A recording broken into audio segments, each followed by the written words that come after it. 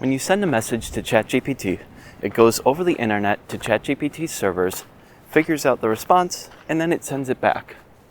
But it's not just you sending that message. Over 300 million other people every single week are sending messages to OpenAI servers. And altogether, that amounts to about 1 billion messages every single day. So how do they handle all that traffic? This is going to begin a sort of mini-series on how large companies like Google, Anthropic, OpenAI, xAI, DeepSeek, and all the others, really, handle large amounts of AI traffic. Because it's not just like handling large amounts of web traffic. There's a lot of little concerns that just aren't present in regular web development that you need to consider. So, I've got a list of things to talk about, and we're just going to go through a little nature walk while we figure out how these models, or how these companies, build up to the scale that's needed to handle hundreds of millions of users. So, to start off, who is this for? This is going to be for people who are interested in AI and might have some idea of some parts of how to sort of build an AI, deploy it, and get it out in front of users, but don't have a solid idea of what the full stack is. So this is going to be kind of like a high-level overview of like, okay, if you want to know, all of the steps to taking a model from Hugging Face and deploying it at a level that production really requires, this video is going to be for you. There's a lot to cover here, and so what I'm going to be doing is, in the top right, I'm going to be having a little rabbit hole counter. And every single time I skim over something for the sake of brevity, or there's a lot more than meets the eye, that counter is going to go up.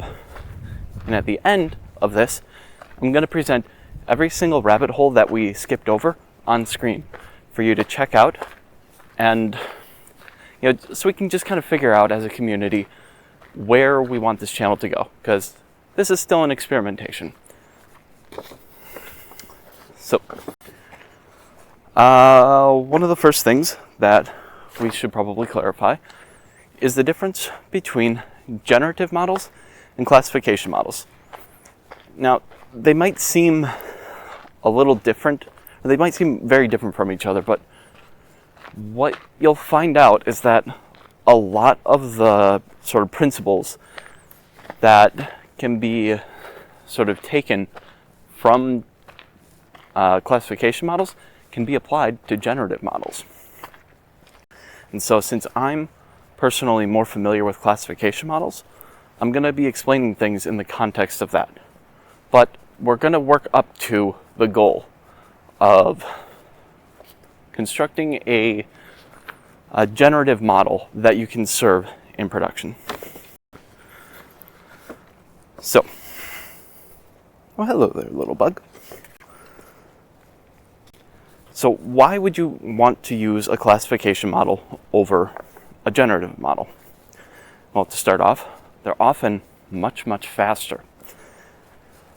Classification models, even some of the biggest ones, are going to be about 3 times smaller than the smallest language models.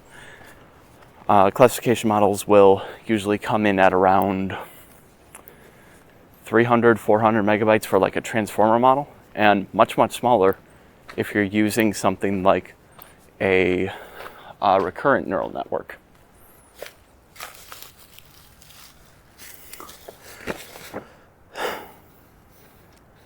Okay, so to start off, let's provide some kind of a framework. Let's say you want to create a generative pre-trained model called GPT positive.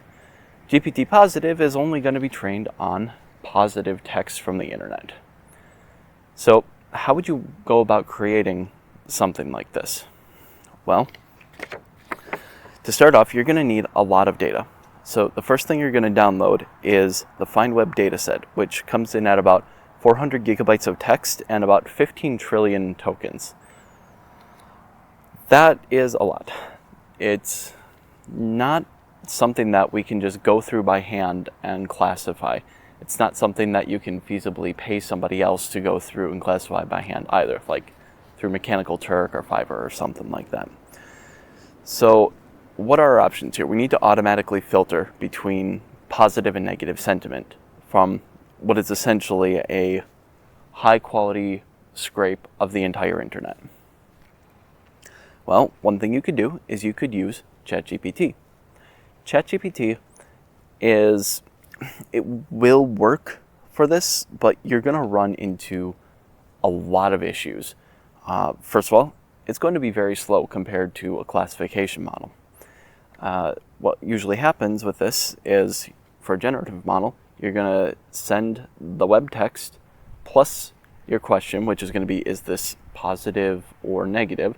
It's going to go to ChatGPT. It's going to kind of ramble for a little bit. It's going to generate tokens. Then it's going to get sent back. Whereas with a classification model, what you get is the model implicitly knows that it's supposed to classify text as positive or negative, and that's all it does. And so because it's very specialized, we can do something cool where we take just the web page itself, send it to the classification model, and it generates a single token, 0 or 1, yes or no. And it responds back with that token. And that's the answer. Is it positive or negative? Now with a generative model, you could get maybe, if you were to host your own, you could get maybe a couple dozen classifications per second. Whereas with a classification model on commodity hardware, you could get upwards of 400 to 500 classifications per second on a single GPU with a single model, by the way. That's not even adding like multiple GPUs, multiple servers, nothing like that. So it's simpler and it's faster, and that's good. Some other things you're going to run into with trying to classify everything using ChatGPT is it's expensive, and you're going to run into rate limits very quickly, especially when you're trying to classify 400 gigabytes of text. So these are the reasons why you'd want to use a classification model. So let's download one from Hugging Face, because we don't need to create our own classification model. That's already been done for us. And quite frankly, classifying text as positive or negative sentiment is a very common task. So I'm going to download a model off of Hugging Face, and the specific model that we're going to use is Twitter XLM Roberta Base Sentiment by Cardiff NLP. Now, the specific model doesn't matter all that much. What is going to matter? Sorry, I'm just hearing like squirrels and stuff all over the place, if that's causing any audio issues.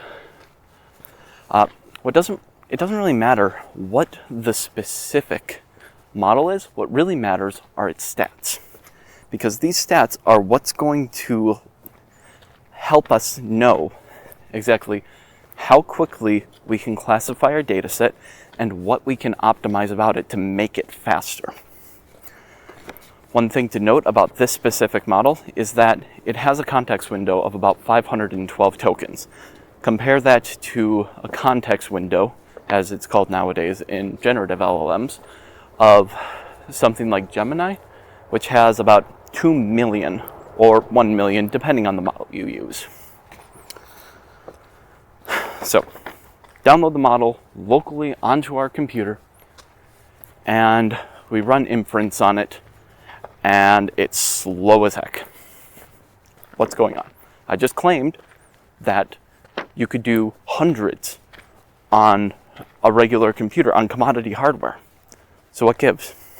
Well, there's a lot of things. There's a lot of little steps that we're going to go through to figure out how to actually optimize this. So first things first, I'm assuming you have a bog standard regular laptop. It's if you have a regular laptop, you might have a GPU, you might not. I'm assuming that you don't and you just have a regular CPU. We'll eventually work up to GPUs. But for now, I want to go through each step a little bit pedantically. Oh. So that you can really truly appreciate the entire process from beginning to end. And you can understand how we get to where we are eventually going to go. So, we have a model on our local computer that isn't all that good. It's slow, so what can we do? Well, we can use the cloud. Renting out powerful computers is something the cloud is very, very good at. So in order to prepare our AI model for the cloud, we need to do a couple of things. First of all, we need to wrap it in an API. The one we're going to use is called Fast API. And it's actually going to be a set of 3 different things. First, Fast API. Second, Pedantic. Third, Open API. Fast API is going to give us an API that's easily accessible from anywhere on Earth. Pedantic is going to explicitly define the request and response formats. And OpenAPI is going to give us a web page that lets us easily document and test all of our different endpoints. A thing I want to note about Pedantic, though, is that it might seem a little, pedantic to add it at this point, but it's really going to help us down the line. Because what Pedantic does is it forms a clear contract between the request and the response formats, so that if an error happens, you know whether that error happens because the client messed up and sending some kind of bad data. By the way, this could be you at 3 a.m. when you're trying to debug an error that happens. Whether it's the client that messes up, or if it's some internal logic in your server that is causing the screw up, that's causing the crash, that's causing the log failure, the request failure, whatever it may be. So, you got it wrapped up in an API. What else do you need to do? Well, you want to make sure there's consistent sort of labeling by this model. The whole ecosystem of AI is built on a foundation of sand, and the sand is shifting beneath our feet. I don't say that to mean that the math is bad or anything like that. That's all solid. What I mean is the tooling built around actually making these models useful is a little bit shifty. So like you could have a versioning change between NumPy that, like a minor change, that messes up some floating point error in some erroneous function, and all of a sudden your classification scores, or your classification accuracy, went from 80% down to 77%, and you didn't do anything else. Didn't change the model, didn't change the API, didn't do anything else. So the very first thing we need to do is create a large set of, say, 100 to 1,000 like hand-labeled samples of positive or negative. And what we're going to do is we're going to take those samples, send them to our AI. I'm going to figure out exactly what our model labels all of those samples as. And we're going to take that and save it to a separate file. This is going to be a part of our tests.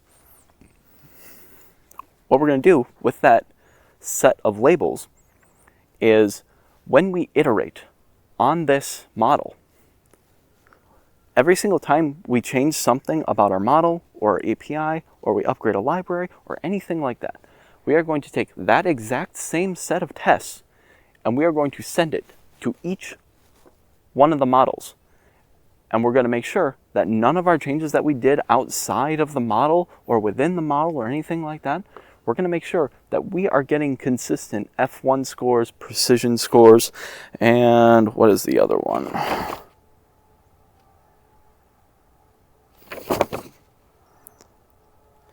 F1 precision and recall scores.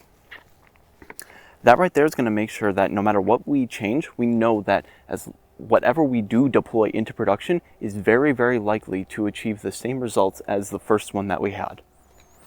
It also lets us check to see whether our improvements are actually coming from things that we intentionally do or things that accidentally happen. If you see a lot of these accidentally, oh, that's weird, I wasn't expecting that, that's very common in this industry, and you need to double check on it and make sure you know exactly why things are happening. Like I said, the foundation is shifting beneath our feet here with a lot of the tooling that's being built. So, you've got your consistency tests, you have your model wrapped up in an API. Now what do? Well, we're going to put it into a Docker container. Now, you can build without a Docker container. However, that Docker container is going to be extremely helpful down the line. Because what you get with a Docker container is reproducibility. And this helps to stabilize our training environment, our production environment, our testing environment, because we need stability, we need consistency as much as we can get it. So what are we going to use for this? Well, we have a couple different options. One is to just download a random Ubuntu Docker image and call it good. And you can do that, but it's a little bit overkill for what we need. So what we're going to do is we're going to use something called Alpine. Alpine is a specific type of Docker image. I'm not sure if it's called that for other languages, but it basically provides the minimal amount of dependencies that are needed to get Python to work in a Docker system. What this does for us is it removes any kind of system libraries or any external tools that might get in the way of us running our application efficiently. You don't want anything extra because when something goes wrong in production, you don't want to be led down, rabbit holes or chasing red herrings to try and fix the problem. I've been on a few of those and it sucks royally. So, we've got our API contained in a Docker image. Now what?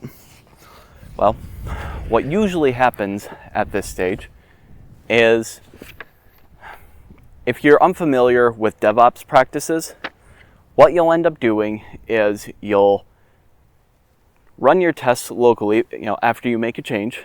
You'll push it up to GitHub. If you have a server already set up, you'll SSH into that server, authenticate with GitHub, pull the changes down to the server, stop the running Docker image, rebuild the image with the new code, and then start up the Docker image again.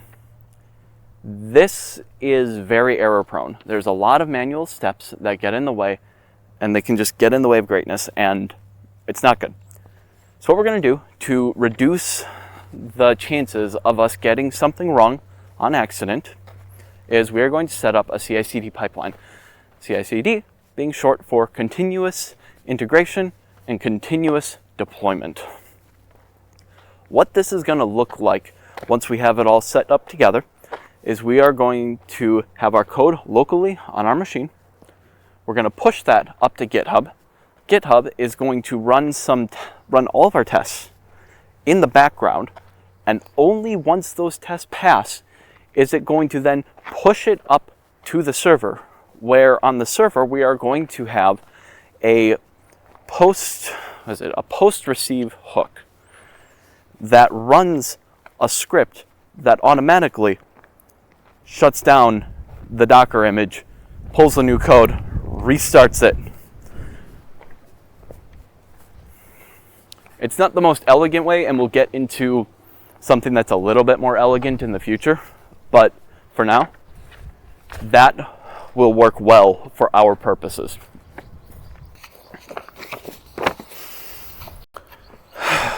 Okay, so now we've got our AI in an API behind Pedantic in a Docker image, and we run a test on it, and it's still slow.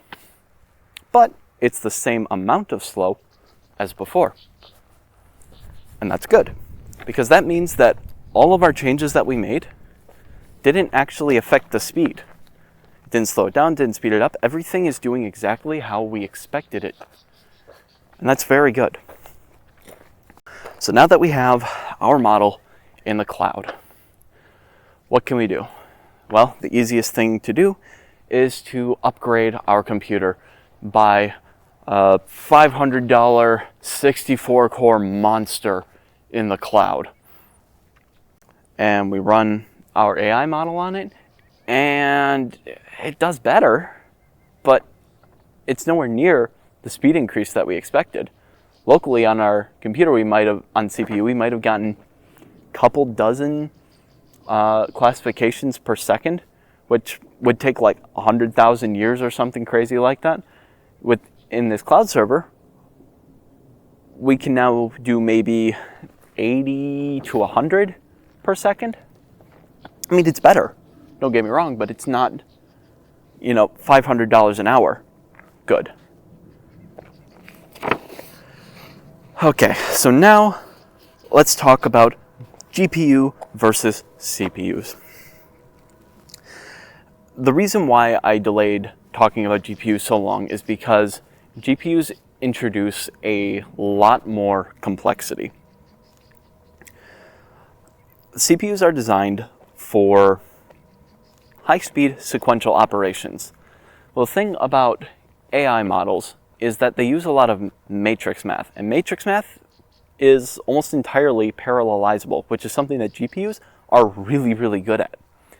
So GPUs are going to speed things up tremendously for us.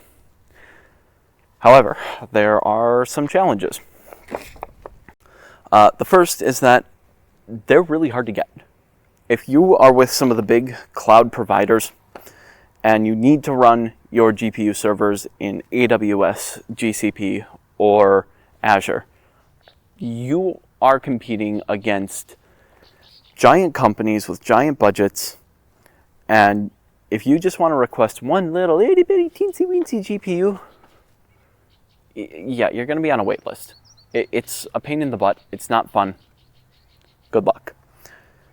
However, if you want to get access to like other kinds of GPUs, like commodity GPUs, there's actually markets that have popped up in the last couple of years that let you rent like somebody else's 4090. One of them is RunPod, another is Hyperbolic. There's a couple others that allow you to do this, and I don't know, that's the route I would go. I wouldn't bother with trying to get any in the official data centers unless you have like a true business need to have them there. So what are some of the challenges once you get your model onto, or once you have a GPU server, what are some challenges that you're going to run into? Well, you need to move your model, and you need to move the data you are trying to classify both onto the same device. There's a common nomenclature in code called model.toDevice, and you'll see this in tons and tons of tutorials online. And the reason why it's to device and not to GPU is because GPUs aren't the only thing that can accelerate AI workloads. You can have like specialized hardware that is specifically made that isn't GPUs. It isn't GPUs. It's not made to like render graphics and stuff like that. It's specifically made for these kinds of parallel matrix operations. So that's why it's known as device and not just GPU.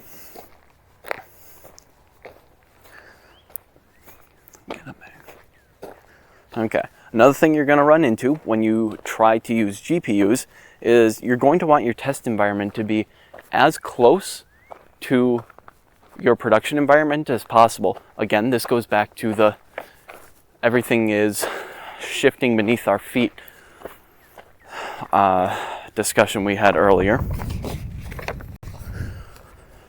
The problem you're going to run into with GitHub is that you need to be at a specific tier of organization or of payment level or account level to even be able to rent the GPUs. And once you do, I hear they are expensive.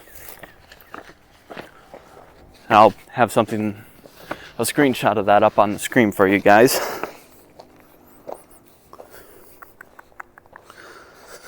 So now we got that, let's move on to CUDA requirements. CUDA is NVIDIA's way of interacting with the GPU. It's what PyTorch and TensorFlow and many other sort of neural network frameworks use under the hood. It was at about this point that I started to talk about the worst bug I had ever encountered. It's definitely relevant, but it's a bit of a tangent compared to the topics that we're covering in this video. It's an interesting story that I do plan on covering in a future video, probably the next one, but I just wanted to leave this audio note in here while still keeping the same visual flow of the walk, just so that it's more of an uninterrupted experience. I guess now is when I should be asking you to like and subscribe if you like these kinds of videos. And don't forget to comment down below about which rabbit hole you're most interested in learning about next. Back to the rest of the video. So, something I want to bring up is that with CUDA, you have a couple of different ways you can get CUDA onto a system. The first is you can just download it directly onto the server and install it. The second is that you can download it as a part of a Docker image. The third is that you can download it as a part of your deep learning library. Most come with CUDA. I would say most of them do. This is going to be, I'm going to say PyTorch for reference, just because that's like one of the most popular ones. So if you have all three of those CUDA versions installed on your system and you run your AI model, which one does it use? I'll spare you the suspense. It's PyTorch. It just completely ignores the system CUDA libraries. It just completely ignores the Docker CUDA libraries. And it exclusively prefers the one in PyTorch. So this has a couple of implications. First of all, it means that we can stick with our Alpine image from before, and we don't need to download the multi-gigabyte Docker image from Docker Hub. That means that our CI tests run much faster. All right, good. It also means that we don't need to go in and install CUDA onto every single server that we put our AI model on, which saves us time, it saves us money. We don't need to worry about saving like a predefined, pre-built image somewhere else.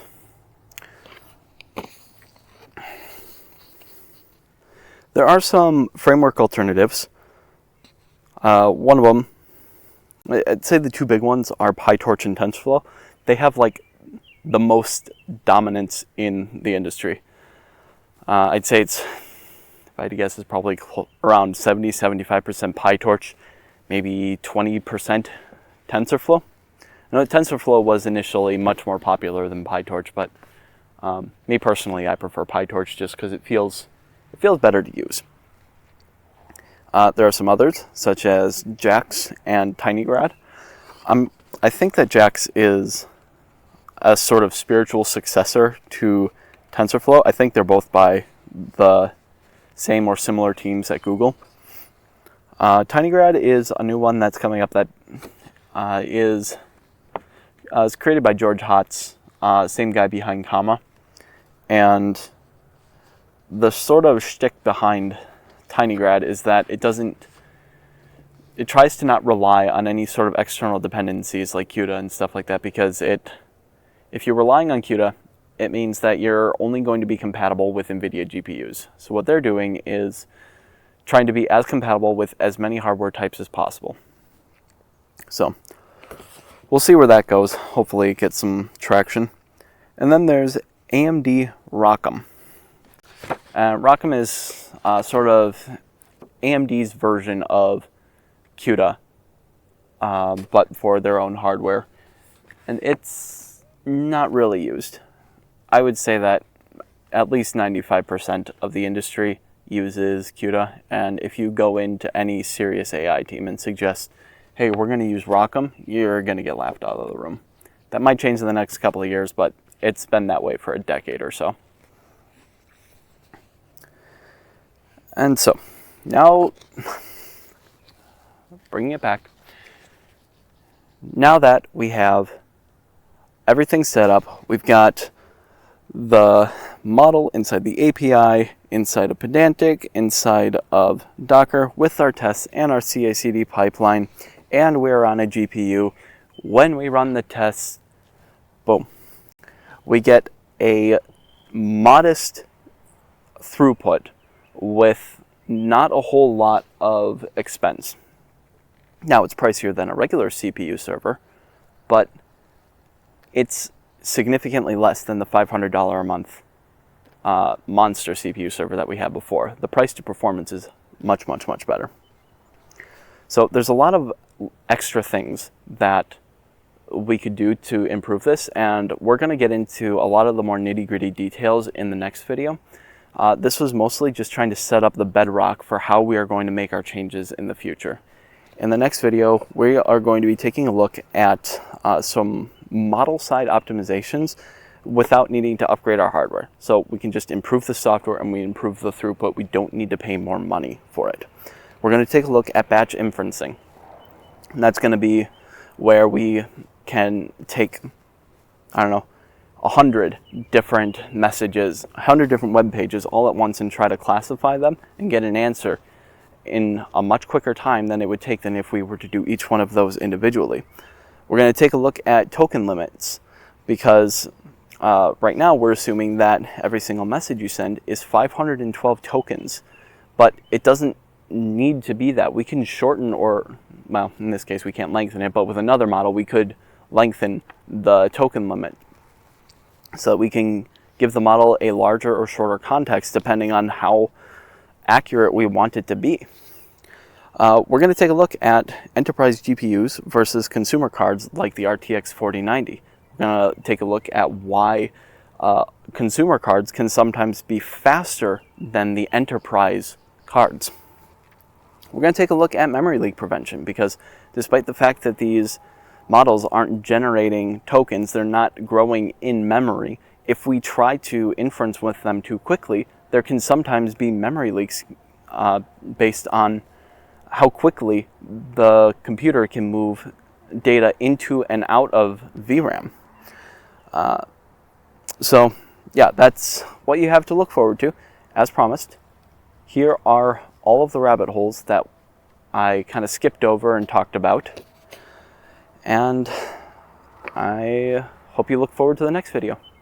If you like this video and want to learn a little bit more, I've included a full write-up on my blog. I'll link it right here. The channel's a little too new right now to link stuff in the description, so I'll probably just put like a QR code and like a short URL or something like that. Hope you enjoyed.